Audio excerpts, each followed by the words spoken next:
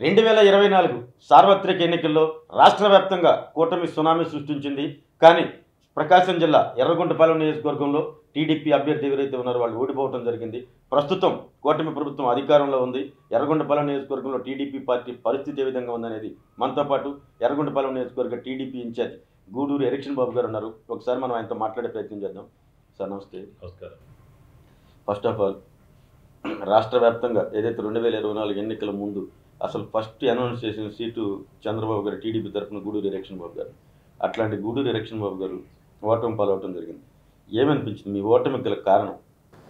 నా ఓటమికి ప్రధాన కారణాలు, ఒకటి, ప్రకాశం జిల్లాలో పశ్చిమ ప్రాంతం అనేది కాంగ్రెస్ పార్టీకి ఎప్పుడు కూడా బలమైనటువంటి నియోజకవర్గాలు. దాంట్లో ప్రత్యేకంగా ఎర్రగొండపాలెం నియోజకవర్గం అనేది అక్కడ ఎక్కువగా గిరిజనులు అంటే చెంచులు, లంబాడీలు, దాని తర్వాత దళితులు, వెనుకబడిన వర్గాలు ఎక్కువగా నివసించేటటువంటి ప్రాంతం ఎర్రగొండపాలెం నియోజకవర్గం.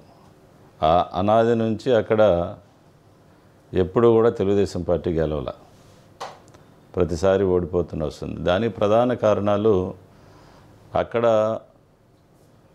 వెనుకబాటుతనం,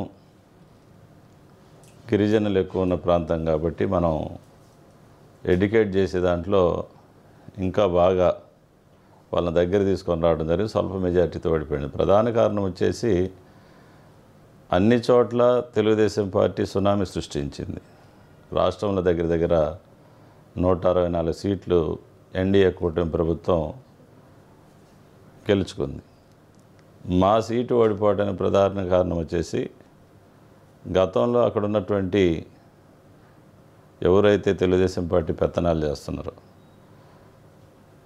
ఒకదాన్ని ఒక కంప్లీట్గా డిస్టర్బెన్స్ క్రియేట్ చేస్తూ 6 నెలలకు ఒకసారి బాబు గారు నన్ను అక్కడ ఇన్ఛార్జి పంపించినప్పటికీ 6 నెలలకు ఒకసారి ఒక అభ్యర్థి వస్తాడని చెప్పటం, అట్లా పార్టీని ప్లెయిన్గా లేకుండా డిస్టర్బెన్స్ తోటి జరుగుతున్నటువంటి పరిస్థితుల్లో, ఆ పరిస్థితుల్లో నేను అక్కడ ఇన్ఛార్జికి వెళ్ళటం, పార్టీని గ్రామ స్థాయి నుంచి స్ట్రెంగ్తెన్ చేసుకోవటం, ఏదైతే చంద్రబాబు నాయుడు గారు పార్టీకి ఇచ్చేటటువంటి ఆ యొక్క ఆదేశాలన్నిటిని కూడా గ్రామాల్లో పటిష్టంగా కార్యకర్తల్ని పార్టీ వైపు నేను వెళ్ళేదాకా గ్రామాల్లో పార్టీ పట్ల అసలు ఇచ్చినటువంటి కార్యక్రమాలు ఏదో తూతు మంత్రాలుగా జరిగాయి.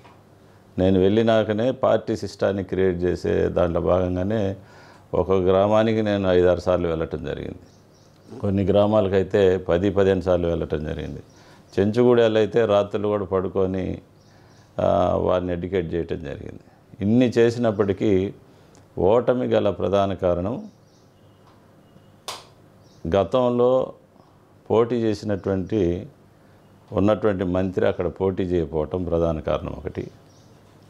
దానివల్ల ఏమవుతుందంటే వైసీపీలో ఉన్నటువంటి అసమ్మతి ఓటింగ్ కొత్త అభ్యర్థి అయ్యేసరికి ఆ అసమ్మతి ఓటు ఏదైతే ఉందో వాళ్ళకి పట్టడం, తర్వాత ఎంపీ అభ్యర్థిగా చెవిరెడ్డి భాస్కర్ రెడ్డి రావటం, ఆయన వచ్చిన తర్వాత మళ్ళీ జగన్మోహన్ రెడ్డి వస్తాడు, ఆయన ముఖ్యమంత్రి అవుతాడని చెప్పేసి ఏదైతే వాళ్ళ సామాజిక వర్గం ఉందో వాళ్ళందరినీ కూడా ఎడ్యుకేట్ చేయటం, తర్వాత అప్పటి వరకు పెండింగ్లో ఉన్నటువంటి ఈ వాటర్ ట్రాన్స్పోర్ట్ బిల్లులు దగ్గర దగ్గర 60 కోట్ల రూపాయలు ఎన్నికల నోటిఫికేషన్ ఇచ్చిన తర్వాత ఆ రోజు ప్రభుత్వంలో ఉన్నటువంటి సిఎస్ జవహర్ రెడ్డి గారు చీఫ్ సెక్రటరీ, ఆయన చెవిరెడ్డి భాస్కర్ రెడ్డి, ఇక్కడ పోటీ చేసినటువంటి తాటిపత్తి చంద్రశేఖర్, వీళ్ళందరూ కలిసికట్టుగా వెళ్ళి ఈ డబ్బులు ఇస్తే కానీ ఇవన్నీ కూడా వైసీపీ కార్యకర్తలు చేసినట్టు పనుల్లో డబ్బులు ఇవి, అవి ఇస్తే కానీ కార్యకర్తలు మేము ఎలక్షన్లో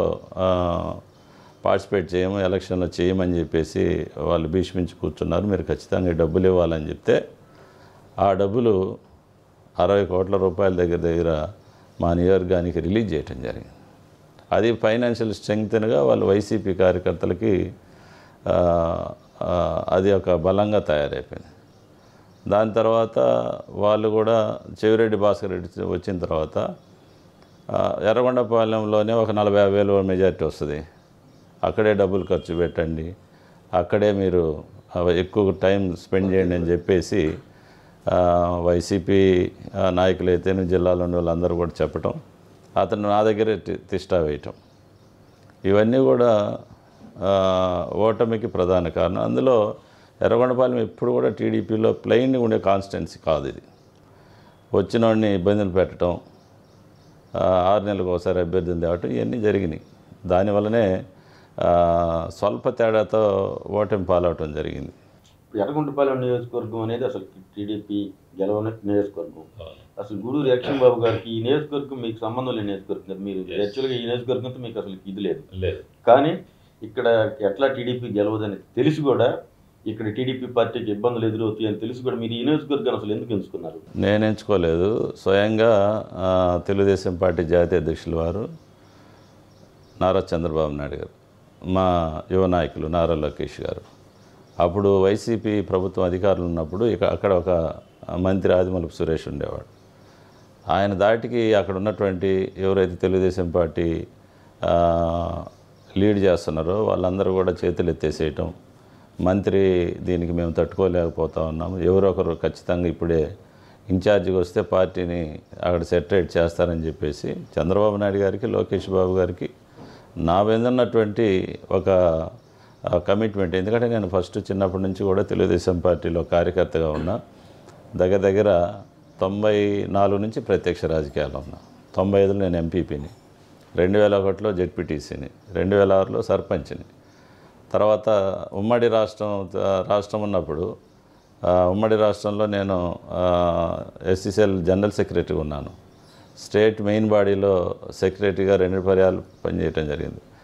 నన్ను బాబు గారు నా మీద ఉన్న నమ్మకంతో ఒక సిన్సియర్ కార్యకర్త ఇతను పార్టీ పని ఎక్కడ చెప్పినా, ఏ నియోజకవర్గాన్ని పంపించిన పరిశీలకుడుగా నెల్లూరు జిల్లాలో నేను అన్ని నియోజకవర్గాల పరిశీలన పనిచేశాను. చిత్తూరు జిల్లాలో చేశాను, ప్రకాశం జిల్లాలో కూడా కొన్ని నియోజకవర్గాలు. ఇవన్నీ కూడా ఒక నమ్మకంతో ఎరిక్షన్ బాబు ఒక సీనియర్ తెలుగుదేశం పార్టీ నాయకుడు, పార్టీలో కమిట్మెంట్ ఉన్నటువంటి వ్యక్తి కాబట్టి మీరు అక్కడికి వెళ్తే బాగుంటుందని చెప్పేసి నన్ను వారి ద్వారా దామచల్ల జనార్దన్ గారు, అదేవిధంగా ఏలూరు సాంబశివరావు గారు, ఇప్పుడు ఉన్నటువంటి మంత్రి స్వామి గారు అయితేనే, మన గొట్టిపాటి రవి గారు, అందరూ కూడా పార్టీ నాయకులందరూ కూడా, అశోక్ రెడ్డి గారు, నారాయణ రెడ్డి గారు, అందరూ అది ఎర్రగొండపాలెంలో ఇబ్బందికరంగా ఉంది, నువ్వు వెళ్తే ఒక సీనియర్ తెలుగుదేశం పార్టీ నాయకుడిగా అక్కడ పార్టీని ముందు బిల్డప్ చేయండి, తర్వాత పరిస్థితులకు అనుకూలంగా మనం ముందుకు వెళ్దామని చెప్పడం వల్లనే లోకేష్ బాబు గారు నన్ను ఎర్రగొండపాలెం పంపించడం జరిగింది. మన ఉమ్మడి ప్రకాశం జిల్లాలో గుండేపి, సంతనూతలపాడు, ఎర్రగొండపాలెం 3 ఎస్సీ నియోజకవర్గాలు. ఎక్కడ లేని విధంగా మీ ఒక ఎర్రగొండపాలెం నియోజకవర్గంలోనే వర్గ విభేదాలు ఎందుకు? వర్గ విభేదాలంటే నాకు తెలియదు. అంతకుముందు ఏం వర్గ విభేదాలు ఉన్నాయి నాకైతే తెలియదు. నేను వెళ్ళిన తర్వాత అక్కడ వర్గాలు అంటే పార్టీని పాపం కార్యకర్తల దగ్గర తీసుకొని వెళ్ళిన వాళ్ళు లేరు. పార్టీని ఎప్పుడు కూడా సొంత ప్రయోజనాలు వాడుకోవటం, నిలబడ్డవాడిని డిస్టర్బ్ చేయటం, వాడిని ధరవటం, వీళ్ళు పెత్తనాలు చేయటం, ఇది జరుగుతూ ఉంది. ఇప్పుడు నేను వచ్చిన తర్వాత పరిస్థితి లేదు. మీరు వచ్చినప్పుడు మన్నే రవీంద్ర గారు మీరు బ్రహ్మాండంగా ఉన్నారు. మీ ఇద్దరి మధ్య ఎందుకు ఇదైంది? ఎవరికి ఏమున్నదండి, ఆయనకి నా మధ్య ఏం లేదు. సిస్టాన్ని నడిపే టీడీపీ పార్టీ కోసం పనిచేయాలి, టీడీపీ పార్టీ కోసం పనిచేయాల్సిందే. సిస్టమ్ వచ్చేసరికి పొలిటికల్ సిస్టమ్ ఎట్టుంటుందంటే ఎవరో ఒక దీని మీద పోవాలి. అక్కడ ఎక్కడైనా ఏ కాన్స్టిట్యున్సీలో అయినా కానీ పార్టీ అనేది ఒక నాయకుడు ఒక లీడర్షిప్ దీంట్లో వెళ్ళాలి. డ్యూయల్ లీడర్షిప్ ఉంటే అది కుదరదు కదా. అక్కడే వస్తుంది. ఎందుకంటే ఆయన డాక్టర్గా ఆయన వృత్తిలో చాలా బిజీ. కొన్ని పార్టీ కార్యక్రమాల్లో కొన్నిటికి రాలేడు, కొన్నిటికి రాగలడు. అలాంటప్పుడు కొంచెం చిన్న వేరియేషన్స్. నాకు ఆయనకేం వేరియేషన్ లేదు. నాతోనే కాదు, ఎవరితో ఆయనకి మేమైతే ఎవరు వేరియేషన్ చూపించి ఆయన తక్కువ చేయాలన్న ఆలోచన ఎప్పుడు కూడా లేదు. టీడీపీ పార్టీకి ఎక్కడున్నా సరే కార్యకర్తలు టీడీపీ పార్టీకి బలం. ఎట్లాంటి పార్టీ అధికారంలో ఉన్నా లేకపోయినా పార్టీ కోసం కష్టపడతారు. అందుకు ఉదాహరణ మీ ఎర్రగొండపాలెం ఏదైతే ఎన్నికల కౌంటింగ్ ఉందో, కౌంటింగ్ అయిపోయిన తర్వాత మీరు ధైర్యంగా ఉన్నా కూడా మీ కార్యకర్త ఒక అతను బోరు నేడుస్తూ ఉంటే మీరు అతను ఓదారుస్తూ ఉన్నారు. ఆ వీడియో కూడా వైరల్ అయింది. అట్లాంటి కార్యకర్తలు ఉన్నప్పుడు మీరు ఇక్కడ పార్టీని బలోపేతం చేయడం కోసం మీరు ఇప్పుడు ప్రణాళికలు ఎట్లా సిద్ధం చేసుకుంటున్నారు? ప్రణాళికలు ప్రభుత్వం అధికారంలోకి వచ్చిన తర్వాత, అంతకుముందు కూడా ఏంటంటే నేను ఇన్ఛార్జ్కి వెళ్ళినప్పుడు అసలు పార్టీ బాగా డౌన్ఫాల్లో ఉండేది. పార్టీ అంటే గ్రామాల్లో కార్యకర్తలు బాగున్నారు, గ్రామస్థాయి నాయకులు బాగున్నారు, వాళ్ళు నడిపేటటువంటి సిస్టము లోపం అన్నమాట. చిన్న చిన్న డిస్టర్బెన్స్ చేసుకోవటం, ఈ కార్యకర్తలు ఎంతేలరా ఇది ఎప్పుడు గెలవదు, మనం ఎంత కష్టపడినా పై స్థాయిలో వాళ్ళు గాజేస్తారనే ఒక ఆలోచన దృక్పథంతో ఉండేవాళ్ళు. నేను వచ్చినాక నేను వచ్చిన తర్వాత ఏంటంటే పార్టీ సిస్టమ్ నుంచి పెరిగినండి కాబట్టి సిస్టాన్ని ఎక్కడెక్కడ ఏ గ్రామంలో పార్టీ పెద్దలందరినీ కూర్చోబెట్టడం, ఏ నిర్ణయం తీసుకున్నా పార్టీ గ్రామ పెద్దలతోటి వాళ్ళ నిర్ణయానికి అనుకూలంగా నేను ముందుకెళ్ళేవాడిని గతంలో కూడా. ఆ సిస్టమ్ అలవాటైంది ఎన్నికల్లో. అందుకని నీకు 25-30 వేలు ఎప్పుడు కూడా మెజారిటీ వచ్చేటటువంటి నియోజకము పోయిన 2019లో 34,000తో ఓడిపోయింది తెలుగుదేశం పార్టీ. అక్కడ నిన్న మనం 4,000 చిల్లరతో ఓడిపోయాం. ఈ అధికారం వచ్చిన తర్వాత ఎప్పుడు లేనటువంటి సిస్టాన్ని మనం తీసుకొచ్చాం. ఏంటంటే ప్రభుత్వం నుంచి వచ్చేటటువంటి ఏ ఒక్క ప్రతిఫలం, ఎఫ్ఈ షాప్స్ కావచ్చు, పోతే ఫీల్డ్ అసిస్టెంట్స్ కావచ్చు, గ్రామాల్లో చిన్న చిన్న ఉద్యోగాలు కావచ్చు, ఇవన్నీ కూడా ఏ గ్రామంలో ఖాళీ అయినటువంటి ఆ పోస్టులన్నీ కూడా ఆ గ్రామ పెద్దల్ని, పార్టీ పెద్దల్ని కూర్చొని వాళ్ళందరూ ఏకగ్రీవం తీర్మానం చేసి నాకు ఇస్తే దాన్ని మనం ఇంప్లిమెంట్ చేసేటటువంటి పరిస్థితి ఈ రోజు దాకా స్టిల్ ఈ క్షణం వరకు అదే మనం చేస్తూ ఉన్నాం.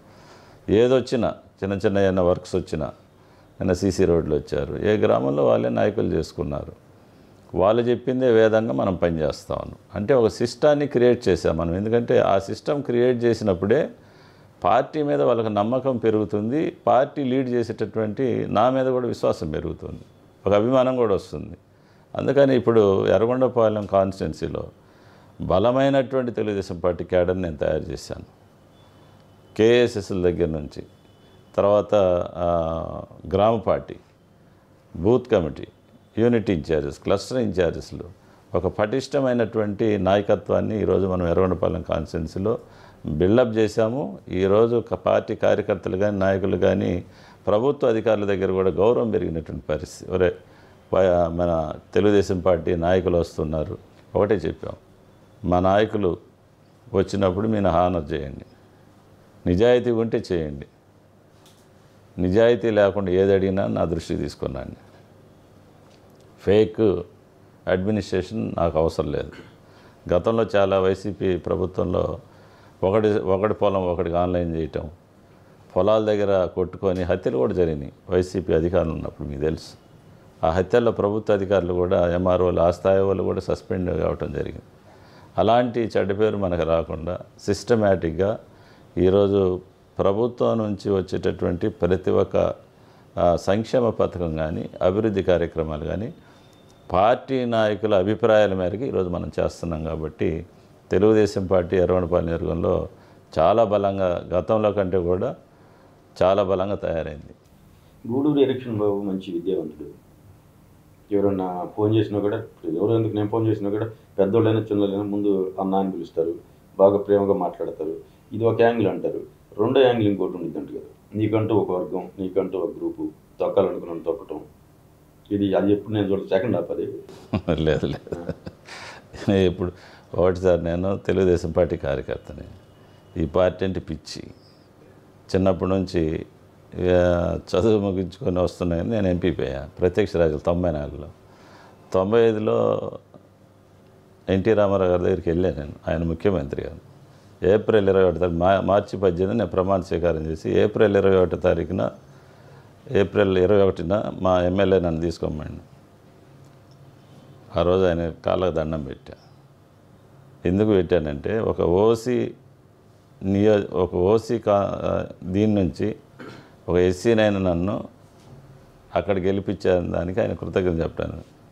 ఆయన ఒక మాట, బ్రదర్, తెలుగుదేశం పార్టీ ఎప్పుడు కూడా సామాజిక వర్గాలకు అతీతంగానే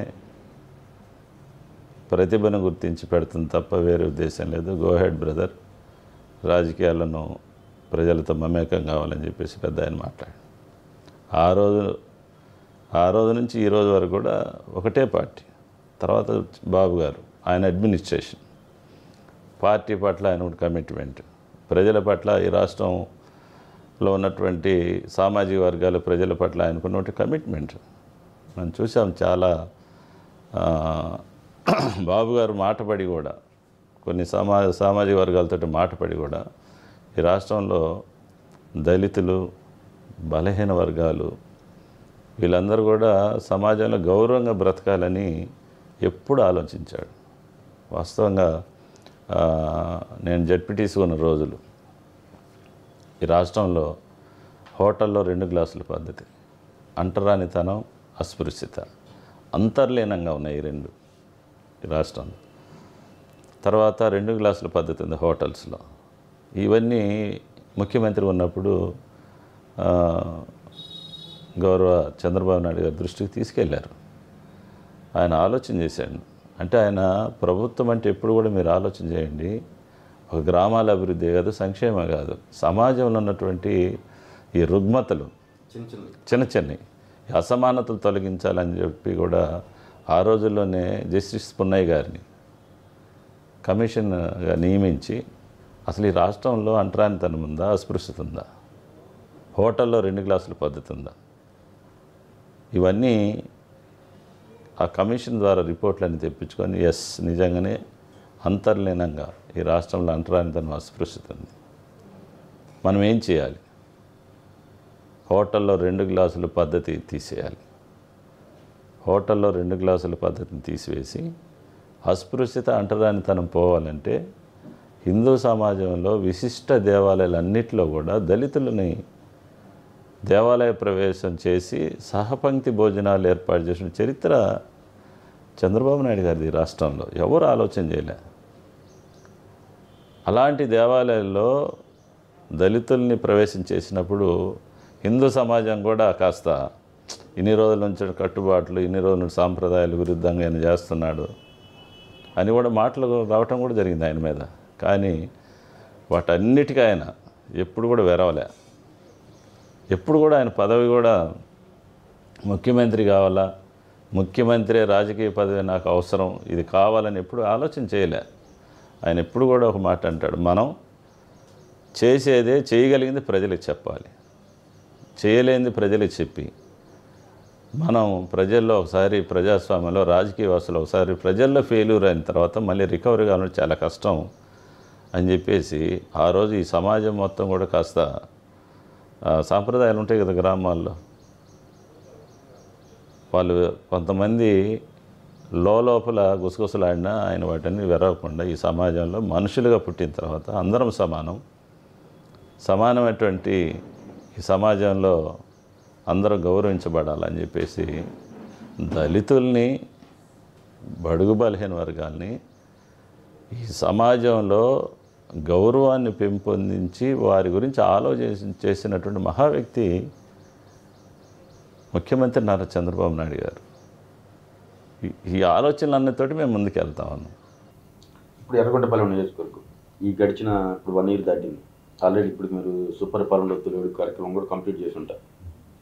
మీరు జనం దగ్గరికి వెళ్ళినప్పుడు ఈ సంవత్సర కాలంలో మీరు చేసినటువంటి అభివృద్ధి కానీ, సంక్షేమం కానీ, అదేవిధంగా రాష్ట్ర ప్రభుత్వం ఇస్తున్నటువంటి పథకాలు కానీ జనం సాటిస్ఫైడ్గా ఉన్నారా? ప్రజల్లో నేను మ్యాక్సిమంగా నాకు వ్యాపారాలు లేవు. ప్రజల్లో నేను దాదాపు ఇది 5వ సంవత్సరం. ప్రతి ఇంటికి 15-20 సార్లు తిరిగాను. ప్రతిపక్షంలో ఉన్నప్పుడు అనేక రకాలైన మాటలు మనం చెప్పాము. ప్రధానంగా సూపర్ 6 పథకాలు. ఈ సూపర్ 6 పథకాలని ప్రజల్లోకి బలంగా నేను తీసుకువెళ్ళినప్పుడు ప్రజలందరూ కూడా ఆలోచన చేశారు. చంద్రబాబు నాయుడు గారు నోటికుండా ఒక మాట వచ్చిన తర్వాత ఖచ్చితంగా ఆయన పాటిస్తాడని ఒక నమ్మకం ప్రజల్లో ఉంది. ఎందుకంటే గతంలో జగన్మోహన్ రెడ్డి ప్రజల్లోకి వచ్చాడు. ఆడవాళ్ళందరి దగ్గరికి వచ్చి, మహిళల దగ్గర వచ్చి నెత్తి మీద చేతులు పెట్టి, ముద్దులు పెట్టి, ఒకసారి నన్ను ముఖ్యమంత్రిని చేయండి, మీ పిల్లలందరూ నేను చదివిస్తా, ఇంట్లో ఎంతమంది ఉంటే అంతమందికి అమ్మఒడి ఇస్తానని ముఖ్యమంత్రి అయినాక చేతులు ఎత్తేసి ఇంట్లో ఒకరికి ఇచ్చినటువంటి పరిస్థితి. ఆఖరికి వాళ్ళ భార్య భారతిరెడ్డి గారు కూడా చెప్పారు. ఫెయిల్యూర్ అయ్యారు. అన్నీ వాళ్ళు చెప్పినటువంటి మాటలన్నీ కూడా ప్రజలు ఆ రోజు నమ్మి సరే ఒకసారి కదా చూద్దాం అని ఆయన ముఖ్యమంత్రి చేసిన తర్వాత ఏదైతే ప్రతిపక్షంలో జగన్మోహన్ రెడ్డి ఉన్నప్పుడు మాటలు చెప్పాడో అవన్నీ కూడా తుంగలోకి తొక్కి, సపోజ్ మీరు చూశారు గత 5 సంవత్సరాలు ఎక్కడ కూడా పేద వర్గాలకు సంబంధించినటువంటి SC corporation, BC corporations, minority ఈ కార్పొరేషన్స్ అన్నీ దాదాపు తెలుగుదేశం పార్టీ 2014-19లో చాలా కార్పొరేషన్ మనం పెట్టాం. ఈవెన్ మనం బ్రాహ్మిన్స్కి, వైశ్యులకు కూడా పెట్టాం కార్పొరేషన్, డబ్బులు ఇచ్చాం. దాని ద్వారా సామాజిక వర్గాలకి ఫెడరేషన్స్ ద్వారా కూడా ఆర్థికంగా కొంచెం మనం స్ట్రెంగ్తన్ చేసాం. లాస్ట్ 5 years జగన్మోహన్ రెడ్డి వచ్చినాక ఒక్క కార్పొరేషన్ లేదు స్టేట్లో. ఒక్క కార్పొరేషన్ పేర్లు చెప్పారు, నామమాత్రపు నామినేటెడ్ పోస్టులు ఇచ్చారు తప్ప ఎక్కడ కూడా ఒక కార్పొరేషన్ ద్వారా ₹1 డబ్బు ఇచ్చి ఈ రాష్ట్రంలో ఒక దళితుడికి లోన్ ఇచ్చిన చరిత్ర వాళ్ళకి లేదు. ఇప్పుడు చంద్రబాబు నాయుడు గారు గ్రామాల్లో తిరిగి ప్రజాక్షేత్రంలోకి వెళ్ళి యువ నాయకులు నారా లోకేష్ గారు కానీ ప్రజలు పడుతున్నటువంటి బాధలు, గత ప్రభుత్వం చేసినటువంటి తప్పిదాలు, ఆ ప్రభుత్వంలో ప్రమాణాలు చేసి చేతులు ఎత్తేసిన పరిస్థితులు, ఇవన్నీ కూడా ఆకలింపు చేసుకొని ప్రజలకు మనం ఒక మాట ఇవ్వాలని చెప్పేసి ప్రధానంగా ఈ సూపర్ 6 కార్యక్రమాన్ని ప్రజల్లోకి బలంగా తీసుకెళ్ళాం. ప్రజలు నమ్మారు. ఈరోజు జగన్మోహన్ రెడ్డి ఈ రాష్ట్రంలో ఉన్న ఆర్థిక పరిస్థితిని చిన్నాభిన్నం చేసి ఆర్థిక వ్యవస్థలు మొత్తం ధ్వంసమైపోయి రాష్ట్రం మొత్తం కూడా అభివృద్ధి లేకుండా, అభివృద్ధి కుంటుపడి ఒక హ్యాండిక్యాప్డ్గా ఉన్నటువంటి ఈ రాష్ట్రాన్ని తిరిగి ప్రజల మద్దతుతోటి కైవసం చేసుకొని ఈరోజు సూపర్ 6 భాగంగా మనం పెన్షన్లు చెప్పినటువంటి పెన్షన్లు కూడా మనం 3,000 4,000 చేసాం, 3,000 6,000 చేసాం, 6,000 10,000 చేసాం, 10,000 15,000 చేసాం. పెన్షన్లు పెంచాం. తర్వాత మహిళలకు మనం గ్యాస్ సిలిండర్లు ఇస్తాం ఉచితంగా అని చెప్పాం, అది నెరవేర్చాం. మరి ఆర్థిక పరిస్థితి బాగాలేకపోయినప్పటికీ ఇంట్లో ఎంతమంది ఉంటే అంతమంది చదువుకునే పిల్లలు, ప్రత్యేకించి విద్యాశాఖ మంత్రి నారా లోకేష్ గారి గురించి మనం కూడా చెప్పుకోవాలి. ఆయన విద్యాశాఖ అనేది చాలా కాంప్లికేటెడ్ ఉన్నటువంటి మంత్రివర్గం. అది ఆ మంత్రి పదవి తీసుకున్నాక కారణం ఏంటి, ఎందుకు తీసుకున్నారు? ఎక్కువ మంది పిల్లలు కానీ వాళ్ళ కుటుంబాలు కానీ ప్రభుత్వ పాఠశాలలో, ప్రభుత్వ హాస్టల్స్లో చదివేదంతా పేద వర్గాలకు సంబంధించినట్టు. అందుకని అప్పుడు ఆయన చెప్పాడు, ఇంట్లో ఎంతమంది ఉంటే అంతమందికి మేము తల్లికి వందనం ఇస్తాం. దాని ద్వారా ఏంటంటే ఆయన కాన్సెప్ట్ ఏంటంటే చంద్రబాబు నాయుడు గారిది కానీ లోకేష్ బాబు గారిది కానీ పేద పిల్లలు, ప్రభుత్వ పాఠశాలలో చదువుకున్న పేద పిల్లలు, హాస్టల్స్ చదువుకునేటువంటి దళిత ట్రైబల్స్ కానీ అదేవిధంగా బ్యాక్వర్డ్ క్లాసెస్, వీళ్ళందరూ మధ్యలో చదువు ఆగిపోకూడదు, చదువు తప్ప వేరే ఆలోచన ధ్యాస ఆ వర్గాల్లో ఉండదు, చదువుకుంటే వారికి ప్రభుత్వ ఉద్యోగాలు వస్తాయి, విజ్ఞానం పెరుగుద్ది, ఒక క్వాలిఫికేషన్ ఉంటే సమాజంలో ఏదో ఒక రకంగా ప్రైవేట్ కంపెనీస్లో కానీ ఒక స్వయం ఉపాధి దొరుకుతుంది, ఒక ప్రధానమైనటువంటి ఆలోచనతో పేద వర్గాలు మధ్యలో చదువు ఆగిపోకూడదని కష్టమైనప్పటికీ రాష్ట్రంలో 10,000 కోట్ల రూపాయలైన డబ్బులు ఇచ్చి ఆ పథకాన్ని చెప్పిన మాటని నిలబెట్టుకున్న చరిత్ర యువనాయకుడు నారా లోకేష్ గారు. దాని తర్వాత సన్న బియ్యం, బీపీటీ బియ్యం, అవి కూడా వైసీపీ నాయకుడు జగన్మోహన్ రెడ్డి అందరినీ మోసం చేసి దళితులంతా నా మేనమామలు, దళితులంతా నా బంధువులు అని చెప్పాడు. మ్యాక్సిమం నీకు ప్రభుత్వ హాస్టల్స్లో, ప్రభుత్వ పాఠశాలలో చదివేది ఈ వర్గాలకు సంబంధించినటువంటి పిల్లలు. ఈ పిల్లలకి ఆరోగ్యం కూడా బాగుండాలని, పౌష్టికాహారం ఇవ్వాలని ప్రధాన ధ్యేయంగా ఆయన సన్నబియ్యాన్ని పెట్టి ఈరోజు స్కూల్స్లలో మధ్యాహ్నం పూట మంచి భోజనం పెడతా ఉన్నాం. అంటే చదివే కాదు, ఆరోగ్యం కూడా పిల్లలకు ముఖ్యం. ఒక మంచి సమాజాన్ని, పేద వర్గాలకు సంబంధించినటువంటి సమాజంలో బిడ్డలందరినీ కూడా చదివించాలా, మంచి ఆరోగ్యవంతులు ఉండాలని ఒక ఆలోచనతో ఆయన అనేక రకాలైనటువంటి ఈ సంస్కరణల విద్యా వ్యవస్థలు తీసుకొని వచ్చాడు. ఇంటర్మీడియట్ పిల్లలకి చరిత్ర, ఫస్ట్ టైం ఇంటర్మీడియట్ పిల్లలకి ఉచితంగా మరి పాఠ్యపుస్తకాలు ఇచ్చిన చరిత్ర కూడా అయిందే. ఇలాంటి కార్యక్రమాలతోటి అటు ముఖ్యమంత్రి గారు కానీ ఇటు నారా లోకేష్ బాబు గారిని ముందుకు తీసుకెళ్తా ఉన్నారు. మీరేమో ఇవన్నీ చెప్తా ఉన్నారు. వాళ్ళు ఏమైనా బాబు షూరిటీ మోసం గ్యారెంటీ అని చెప్పి ప్రతి మండలాల్లో కార్యక్రమాలు పెడుతూ ఉంటే మీరు వాటిని ప్రజలకు ఎందుకు గట్టిగా చెప్పలేకపోతున్నారు? వాళ్ళు ఆ విధంగా మీటింగ్లు పెట్టి చెప్తా ఉన్నారు కదా, అసలు ఒక పథకమే లేదు, అన్ని గందరగోళమైన, మేము ఉన్నప్పుడు బ్రహ్మాండంగా చేసాం, ప్రతి పేదవాడిని ఆదుకున్నాం, కానీ వాళ్ళు బాబు షూరిటీ మోసం గ్యారెంటీ అని చెప్పి మండలాల వారికి కార్యక్రమాలు పెడుతూ ఉన్నారు. దానికి సమర్థవంతంగా మీరు తిప్పుకోవట్లేకపోతున్నారు కదా. బాబు ప్రోగ్రాంలన్నీ మోసం, అదే బాబు షూరిటీ మోసం గ్యారెంటీ దాని మీద అడుగడుగున చెప్తా ఉన్నాం మనం. వాళ్ళు ఎప్పుడు కూడా ఫేక్ పార్టీ కదా జగన్మోహన్ రెడ్డి పార్టీ. వైసీపీ పార్టీకి దానికి ఒక క్షేత్రస్థాయిలో ఒక విలువలు పోతే ఒక స్టాండర్డ్ ఉన్నటువంటి చరిత్ర దానికి లేదు. అది ఒక కొమ్మ నుంచి, కాంగ్రెస్ పార్టీ కొమ్మ నుంచి పుట్టినటువంటి పార్టీ అది. అందుకని ఎక్కువ ఫేక్ అనేది వాళ్ళ పార్టీలోనే ఉంది. అందుకని అబద్ధాల మీద ఎప్పుడు కూడా ఒక రాజకీయ నిర్మాణం జరగదు. నిరుద్యోగ భృతి మనం ఇచ్చాం, 2000 రూపాయలు ఇచ్చాం. జగన్మోహన్ రెడ్డి ఇంకా ఎక్కువ ఇస్తాను ఓట్లేమన్నాడు.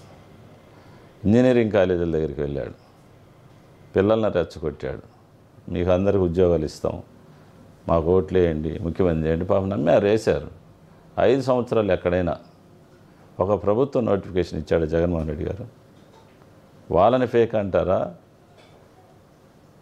నిరుద్యోగులకి ముఖ్యమంత్రి అయిన వెంటనే మా నాయకుడు ముఖ్యమంత్రి గారు నారా చంద్రబాబు నాయుడు గారు 16,000 పైచీలకు టీచర్ పోస్టులను డిఎస్సి ద్వారా నోటిఫికేషన్ వేసి రేపో మాపు ఉద్యోగాలు ఇస్తున్నటువంటి మమ్మల్ని ఫేక్ అంటారా? ఇవన్నీ మనం చెప్తున్నాం.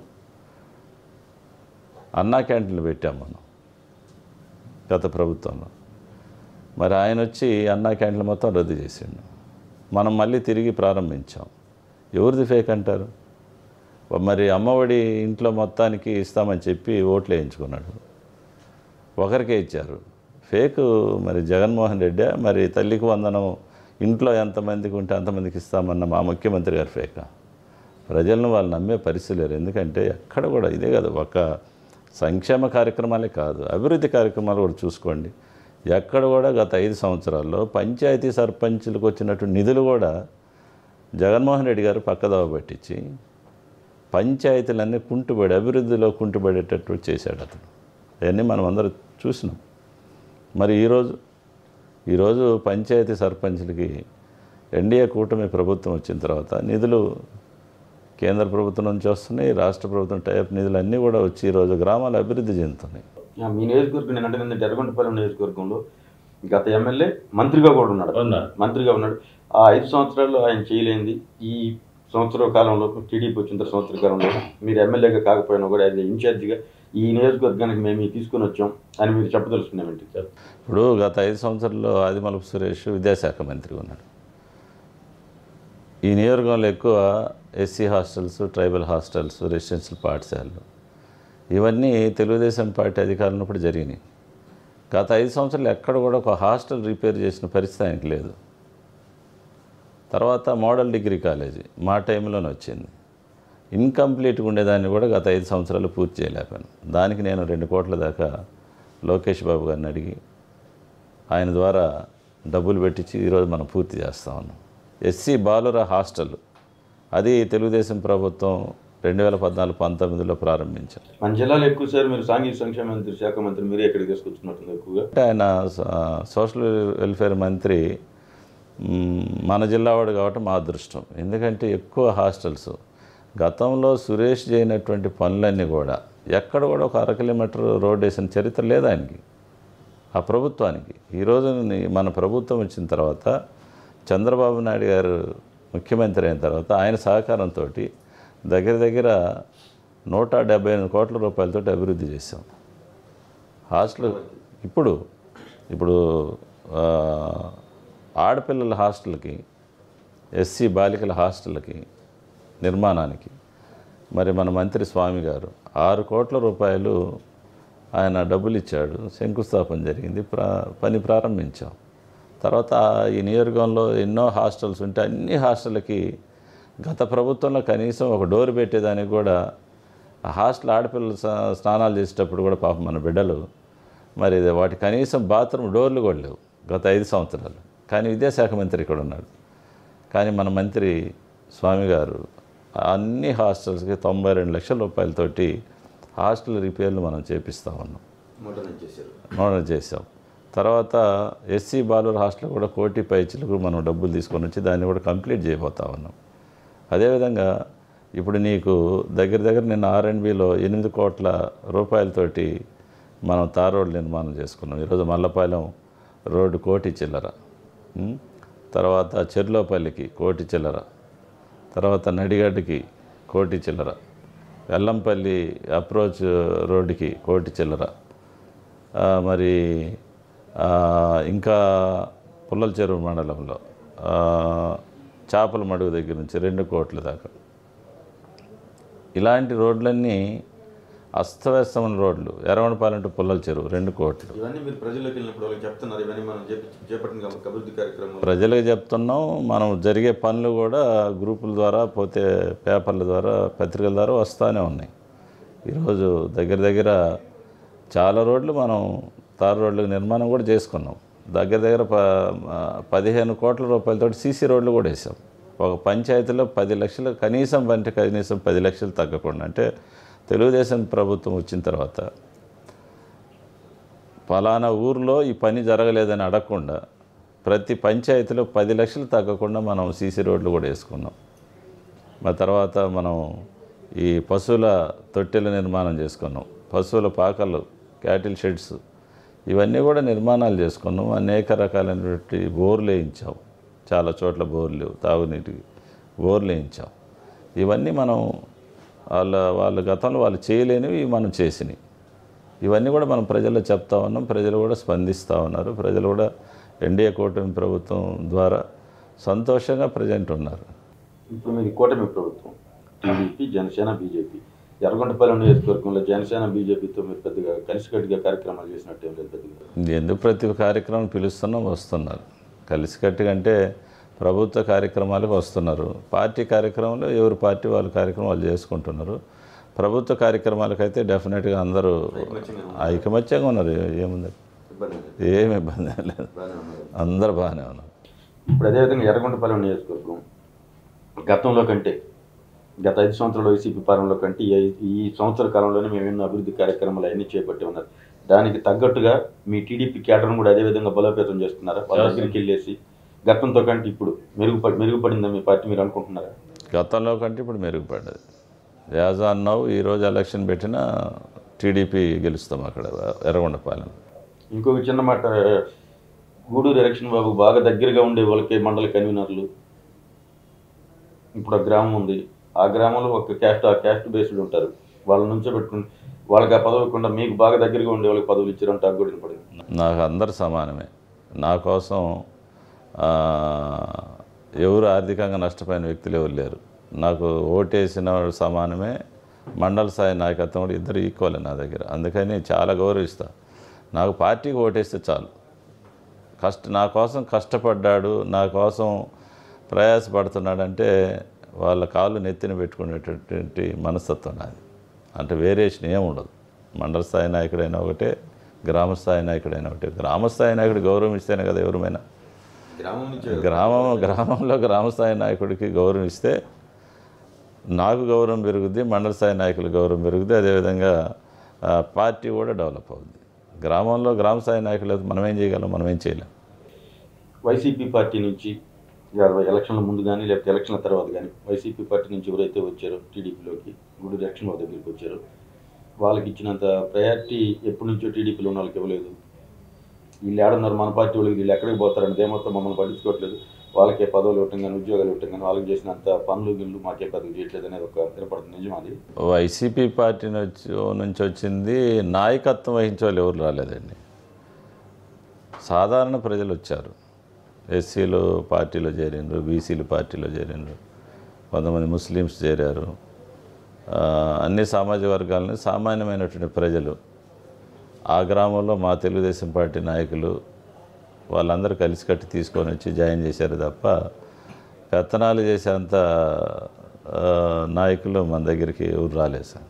అదేవిధంగా గూడూరు ఎలక్షన్ బాబు ఎర్రగొండపాలెం నియోజకవర్గంలో ఇది ప్రధానంగా నేను గుర్తించినటువంటి సమస్య. మా ఎర్రగొండపాలెం నియోజకవర్గంలో ఉన్నటువంటి 5 మండలాలు, ఈ మండలంలో ఈ సమస్య, ఈ మండలంలో ఈ సమస్య. తప్పనిసరిగా నేను ఆ మండలానికి దాన్ని అయితే తీర్చాలి. ఇది నా కోరిక, ఇది నా చిరకాల కోరిక అనేది మీకు ఏదైనా ఉందా సార్? ప్రధానంగా నేను గుర్తించింది ఏంటంటే గిరిజనులు అభివృద్ధి చెందాలండి.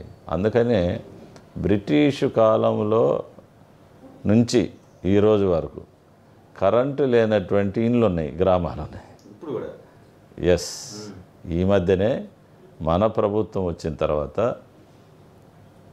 మన జిల్లాకు ఒక అదృష్టం, విద్యుత్ శాఖ మంత్రిగా గొట్టిపాటి రవి గారు ప్రమాణ స్వీకారం చేయడం. ఆయన మంత్రి అయిన తర్వాత ఆయన స్వయంగా గిరిజన తండాలను తీసుకెళ్ళాను, నేను చూశాడు.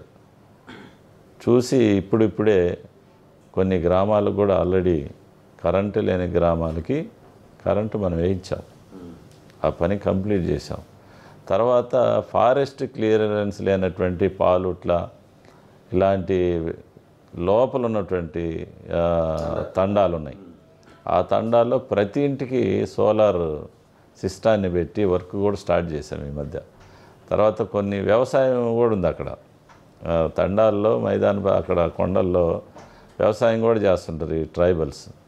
వారికి కరెంట్ ఉండదు, వాళ్ళకు కూడా ప్రత్యేకించి అగ్రికల్చర్ సోలార్ పంప్ సెట్స్ని కూడా ఎంతమంది కావాలంటే అంతమందికి మనం ఈరోజు ఇవ్వబోతా ఉన్నాం ఆయన సహకారం వల్ల. అందుకని ఆయన మంత్రిగా రావటం కూడా నాకు కూడా అదృష్టం. ఇద్దరు మంత్రులు మీద వెనకబడిన ఏరియా, పక్కన విద్యుత్ శాఖ మంత్రి, ఇటు పక్కన సాంఘిక సంక్షేమం, ఇద్దరు కూడా ఎర్రగొండపాలెం నియోజకవర్గం మీద ప్రత్యేకమైన దృష్టి సారించారు.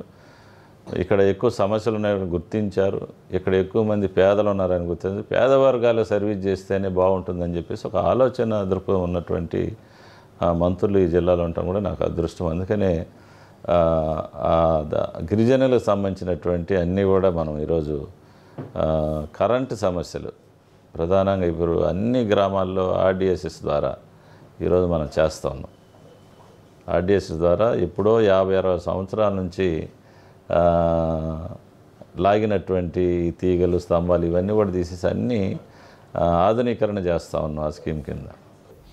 ఇప్పుడు జిల్లాలో గతంలో అంత బాగా కలిసి కట్టుకుని ఉమ్మడి ప్రకాశం జిల్లాలో 12 మంది, ఇప్పుడు అట్లాగే ఐకమత్యంతో ఉన్నారు అందరూ. అందరూ ఏముందండి, ఇక్కడ అందరూ కలిసికట్టుగానే ఉన్నాం మేము. ఇప్పుడు అందరూ ఎమ్మెల్యేలే, నేను ఒక్కనే కదా, నేను మా దర్శి లక్ష్మి గారు, మేమిద్దరం పూర్ మెజార్టీ తోటి కోల్పోవటం జరిగింది సీట్లు. మమ్మల్ని అందరూ కూడా దగ్గర తీస్తున్నారు, ఆదరిస్తున్నారు. వాళ్ళు కూడా అంతా కలిసికట్టుగా ఉన్నారు. ఏదో చైర్మన్ పదవి ఏదో కావాలని అడుగుతున్నారంటే, అంటే ఇప్పుడు ఒకటి ప్రధానంగా ఏంటంటే సార్, ఇప్పుడు జిల్లా మీటింగులకి మేము అటెండ్ కావాలంటే ఇట్లా దర్శి కానీ నేను కానీ అటెండ్ కావాలంటే ఒక ప్రోటోకాల్ అవసరమైంది. ప్రోటోకాల్ కావాలని మన అధినాయకుల దగ్గర మన జిల్లాకు సంబంధించినటువంటి జనార్దన్ గారు కానీ, అదేవిధంగా స్వామి గారు కానీ, గొట్టిపాటి రవి గారు వాళ్ళ దృష్టికి మేము తీసుకెళ్ళాం, కావాలని అడుగుతూ ఉన్నాం. అంటే ప్రోటోకాల్ ఇస్తే ఏమవుతుందంటే మాకేంటంటే మా హోదా కోసం కాదు, జిల్లా డిఆర్సీలో కానీ జిల్లా పరిషత్ జనరల్ బాడీలో కానీ మా ప్రాంతం నియోజకవర్గంలో ఉన్న ప్రాంతాలని ఫోకస్ జిల్లాధికారుల దృష్టి తీసుకోవడం ఒక ప్రధానమైన వేదికలు అవి. ఆ వేదికలు మేము లేకుండా మాకు అపోజిషన్ గెలిచిన వాళ్ళు ఏదేదో మాట్లాడుతుంటే కాస్త ఇదిగా ఉంటుందని ఖచ్చితంగా అది అడిగాం. దాని ద్వారా కొంచెం ఇంకా మమ్మల్ని స్ట్రెంగ్తెన్ చేయాలి కదా, ఓడిపోయిన వాళ్ళని మమ్మల్ని బలపరిస్తే ఇంకా ఎక్కువ ముందుకెళ్ళగలం. ఇటీవల కాలంలో మీ ముఖ్యమంత్రి చంద్రబాబు గారు ఒక్కొక్క ఎమ్మెల్యేలను పిలవటం కానీ, అదేవిధంగా ఇన్ఛార్జీలను పిలిచి అక్కడ ఈ సంవత్సర కాలంలో వాళ్ళ పనితీరుని బట్టి పిలిచి మాట్లాడటం జరుగుతుంది. మీరు ఆల్రెడీ కలిసి వచ్చారా లేకపోతే? అంటే ప్రభుత్వం నుంచే వచ్చేటటువంటి ప్రతి అభివృద్ధి కార్యక్రమాన్ని ప్రజల్లో ఎక్కువ ఫోకస్ చేస్తూ ఉన్నా. పార్టీ సిస్టమ్ తెలిసినోండి కాబట్టి పార్టీ కార్యక్రమాలు కూడా బాగానే మెరుగ్గానే మనం చేస్తూ ఉన్నాం. ఎక్కడ కూడా లోపాలు లేకుండా కార్యకర్తలను సాటిస్ఫై చేస్తూ ఉన్నాం. ఏ చిన్న పని వచ్చినా అంటే ఇప్పుడు ఎట్లయినంటే కార్యకర్తలంతా డైరెక్ట్ నాకే టచెస్లోకి వచ్చేసారు, గ్రామ స్థాయి నుంచి కూడా. ఏదన్నా ఒక సమస్య టక్కున అర్ధరాత్రి 1 గంట దాకా నాకైతే నైట్ 1 గంట వరకు మనం వెళ్ళినా వాళ్ళకు సాటిస్ఫాక్షన్ ఉండదు, మళ్ళీ అక్కడికి రావాల్సిందే, అక్కడ మాట్లాడాల్సిందే. నైట్ అర్ధరాత్రి 12:30-1 గంట వరకు జనాలు వస్తూనే ఉంటారు. అది కాస్త నాకు కూడా ఓపిక ఉంది, ఫస్ట్ నుంచి రాజకీయాలు ఉన్న వాళ్ళం కాబట్టి. ఇంటికి వచ్చిన వాడిని గౌరవించడం, వాళ్ళకి కావాల్సిన పనులు చేసి పెడుతున్నాం కాబట్టి ఎక్కువగా కార్యకర్తల తాకిడి, ప్రజల తాకిడి ఎక్కువగా ఉంటుంది. ఇప్పుడు ఈ ప్రస్తుతం మీరు చేస్తున్నటువంటి కార్యక్రమాలు అయితేనేమి, కూటమి ప్రభుత్వం చేస్తున్న సంక్షేమ అభివృద్ధి కార్యక్రమాలు అయితేనేమి, అదేవిధంగా మీరు ఏదైతే ఈ 1 year కాలంలోనే గతంలో 5 సంవత్సరాలు వాళ్ళు చేయలేని నేను చేసి చూపించాను, అభివృద్ధి పరంగా కానీ సంక్షేమ పరంగా కానీ అన్నీ చేసాము. దాంతోపాటు నేను గ్రామ స్థాయి నుంచి టీడీపీ పార్టీని బలోపేతం చేసుకుంటూ వస్తానని అంటున్నారు కదా. 2029లో తప్పనిసరిగా ఎలక్షన్ బాబు గారు ఇక్కడ విజయం సాధిస్తారు అన్న నమ్మకం అయితే ఏర్పడిందా మీకు? దాంట్లో అనుమానం ఏం లేదు. ఇంకా కష్టపడతాం, ఇంకా ప్రజలకి ఇంకా దగ్గర అవుతాం. ఈరోజు ఆలోచిస్తున్నాను, అంటే వైసీపీ సంబంధించినటువంటి ప్రజలు కానీ శ్రేణులు కానీ ఆలోచన చేస్తున్నారు. నిజమే కదా, నేను నిన్న మాట్లాడాను. అంటే మీకేం స్థాయి ఉంది అని చంద్రబాబు నాయుడు గారిని కూడా ముఖ్యమంత్రిని మాట్లాడే పరిస్థితి ఉంది. ఇక్కడ మా స్థానిక ఎమ్మెల్యే చంద్రబాబు నాయుడు గారి చరిత్ర ఏం చరిత్ర ఉంది, నువ్వు ఎన్నిసార్లు ముఖ్యమంత్రి నాయుడు మాట్లాడాడు. నేను నిన్న చాలా చరిత్ర చెప్పాను. మా నాయకుడికి చరిత్ర, మీ నాయకుడి చరిత్ర రెండు పోల్చి నిన్ననే చెప్పడం జరిగింది. నిన్న జరిగింది డిబేట్, నిన్న చెప్పాం క్లియర్గా. వాళ్ళు కూడా ఏమనుకుంటున్నారంటే నిజమే కదా, సారికి వైసీపీని మనం గెలిపిస్తున్నాం, మనకు ఒరిగింది ఏం లేదు కదా, మన గ్రామాలు అభివృద్ధి చెందలేదు కదా, మరి ఈరోజు దుర్మార్గాలు లేవు, రెవెన్యూ ఎంఆర్ఓ ఆఫీసులో పోతే ఎవడు పోయినా పని చేయమని మనం చెప్పాం. నిజాయితీ ఉండి ఒకరి పొలాలు ఒకరు పెట్టకుండా, అక్రమాలు చేయకుండా నిజాయితీకి పని చేయండి అని చెప్పేసి మనం రెవెన్యూ అధికారులకు చెప్పాం. ఆ ఇన్స్ట్రక్షన్స్ ప్రకారం వాళ్ళు వెళ్తున్నారు. ఈరోజు యథేచ్ఛగా పనులు అవుతున్నాయి కదా, పార్టీలకు అతీతంగా అవుతున్నాయి కదా. ఆయన చేసిన తప్పేంది, అనవసరంగా ఇట్టటువంటి వాడగొట్టాం మనం. మరి నిజమే కదా, సురేష్ గారు ఉంటే ఏం చేశారు, ఒక రోడ్డు వేయించిండ్రా, లేకపోతే మన పిల్లలకి ఎవరికైనా ఉద్యోగాలు ఇప్పించిండా, ఏం చేశాడు, లేదన్నా వలసలు ఆపిండా, ఏం లేదు కదా, ఒక మంత్రి అయ్యండి. మరి ఎందుకు మనం గెలిపిస్తున్నాం, వరుసగా 4 దఫాలుగా ఎందుకు గెలిపిస్తున్నాం? మనల్ని అమాయకులను చేశారు కదా. ఇదిగో వెలుగొండ అంటారు, జాతికి అంకితం అంటారు, ఏమో నీళ్ళు వచ్చినాయా? నీళ్ళు రాలేదు కదా. రైతాంగం, మన రైతులందరూ మనం మోసం చేసి మన చేత ఓట్లు వేయించుంటుంది కదా. పొరపాటు చేశామనే ఆలోచన ఇప్పుడు కలిగింది. ఎందుకంటే అందరూ అనుకున్నారు మన పార్టీలో కానీ పోతే ప్రజలు కానీ అందరూ ఇది 40-50 వేలతో ఓడిపోతాడులే, ఏం పని ఉందిలేని. మనం పూర్తి మెజారిటీతో ఓడిపోయిన తర్వాత అందరూ బాధపడుతున్నారు. అంటే ఇలాంటివన్నీ ఎప్పుడు మన ఇళ్ళ చుట్టూ తిరిగేవాడు, మన గ్రామాల చుట్టూ తిరిగేవాడు, అందరినీ పలకరిస్తాడు పార్టీలకు అతీతంగానే ఒక భావము ప్రజల్లో కలిగింది. అట్టటువంటి మనం ఓడగొట్టుకున్నామని ఇప్పుడే బాధపడుతూ ఉన్నారు.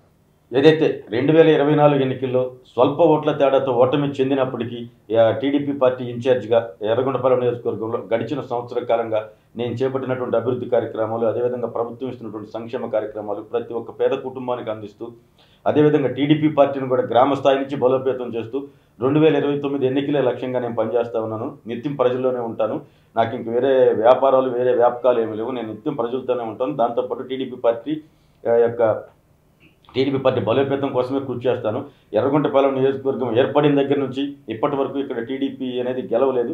2029లో తప్పనిసరిగా ఇక్కడ టీడీపీ పార్టీని గెలిపించి మా ముఖ్యమంత్రి చంద్రబాబు గారికి గిఫ్ట్గా ఇస్తానని చెప్పిన గూడూరు ఎలక్షన్ బాబు చెప్తా ఉన్నారు. నమస్తే సార్, మీరు అనుకున్నట్టుగా మీ ఆశ నెరవేర్చుకొని మీ చంద్రబాబు గారికి గిఫ్ట్ ఇవ్వాలని కోరుకుంటున్నాను. Thank you. ఆరోగ్యమే మహాభాగ్యం అంటారు, కానీ ఆరోగ్యాన్ని నమ్మకంగా కాపాడే స్థానం ఎక్కడ? ఇది ఒంగోలులో మీకు దగ్గరగా మన Venkataramana nursing home private limited. Caring your life 54 ఏళ్ల విశ్వాసంతో ఇది ఒక హాస్పిటల్ కాదు, ఇది ఒక విశ్వాసం.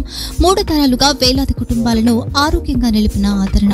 మా నిపుణుల వైద్య బృందం మా దగ్గర అనుభవం కలిగిన బృందంలో అందించే సేవలు neuro surgery, general medicine, diabetes, pulmonologist, general surgery, ophthalmology, urology, orthopedic, ENT, pediatrics, dental surgery, anesthesiology, gynecology, cardiology, emergency మరియు క్రిటికల్ కేర్. ఒంగోలులో ఆరోగ్యానికి ఒక కొత్త శకం ప్రారంభమవుతుంది. వెంకటరమణ ఐ హాస్పిటల్ ప్రారంభించబడింది. కంటి ఆరోగ్యానికి ప్రత్యేక పరిష్కారంగా ప్రభుత్వ ఉద్యోగులు, రిటైర్డ్ ఉద్యోగులు మరియు వారి కుటుంబ సభ్యుల కోసం ఈహెచ్ఎస్ ద్వారా వైద్యం. క్యాష్లెస్ సేవలు Medi Assist, Star, GHPL, Aditya Birla, Bajaj Allianz మరియు ఇతర ప్రముఖ హెల్త్ స్కీమ్లు అందుబాటులో ఉన్నాయి. ఆరోగ్యశ్రీ, డాక్టర్ ఎన్టీఆర్ వైద్య సేవా నిధి అందుబాటులో ఉన్నాయి. చిరునామా ఆర్టీసీ బస్టాండ్ ఎదురుగా, Kurnool road, Ongole. Phone number 08592282623, cell number 9100679099. Eye hospital number 9866484770. Website www.venkatramannursing.com. Facebook www.facebook.com/pkrnh. Venkataramana nursing home, 3 తరాల విశ్వాసం, నూతనతతో కూడిన సేవ. మేము కేవలం చికిత్స చేయము, మేము శ్రద్ధ వహిస్తాం, పరిరక్షిస్తాం. సేవ చేయడం మాకు ధ్యేయం.